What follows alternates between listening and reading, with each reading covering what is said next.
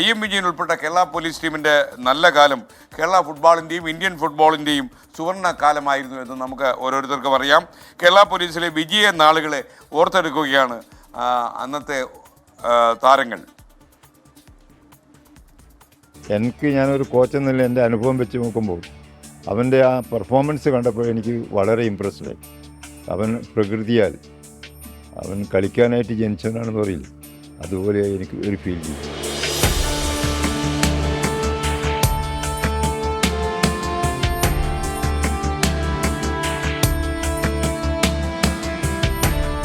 ചാത്തുണ്ണിക്കോച്ചിൻ്റെ കത്തുമായി ട്രയൽസിനെത്തിയ ആ പൊടിപ്പയ്യനെ ഓർത്തെടുക്കുകയാണ് കേരള പോലീസിൻ്റെ അന്നത്തെ പരിശീലകൻ AM ശ്രീധരൻ.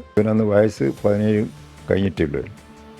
ഒരു കൊല്ലം ഞങ്ങൾ കൂടെ തന്നെ താമസിപ്പിച്ചു. ഞങ്ങളെ മെസ്സിൽ ഭക്ഷണവും പ്രാക്ടീസ് കൂടെ തന്നെ എല്ലാം ചെയ്തു. ഈ 18 ആകുമ്പോഴത്തേക്ക് തന്നെ അവൻ ടീമിന് ഫിറ്റായി. വിജയൻ വന്നതോടുകൂടി ഞങ്ങളെ ടീമിൻ്റെ പെർഫോമൻസ് കൂടുതൽ മെച്ചപ്പെട്ടു.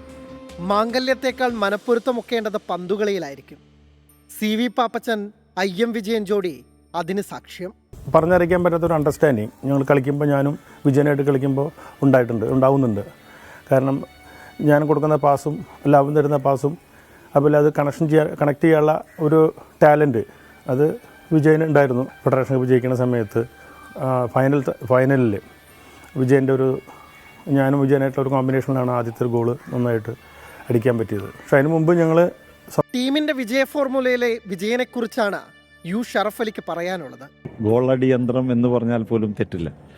ഞങ്ങളെ സംബന്ധിച്ച് ശക്തമായ ഡിഫൻസിലൊരു ടീമായിരുന്നു കേരള പോലീസ്. ഒരു ഗോളെങ്കിലും അവിടെ അടിക്കുമെന്ന് ഞങ്ങൾക്ക് ഉറപ്പാണ്.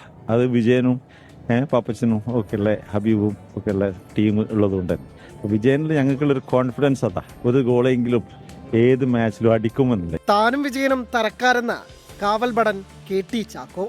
ആദ്യമായിട്ട് ഞങ്ങളുടെ രണ്ടിൻ്റെയും ടൂർണമെൻറ്റ് ഞങ്ങളുടെ ഓൾ ഇന്ത്യ പോലീസ് ഗെയിംസ് ഞങ്ങളുടെ ട്രിവാൻഡ്രത്ത് വെച്ചായിരുന്നു.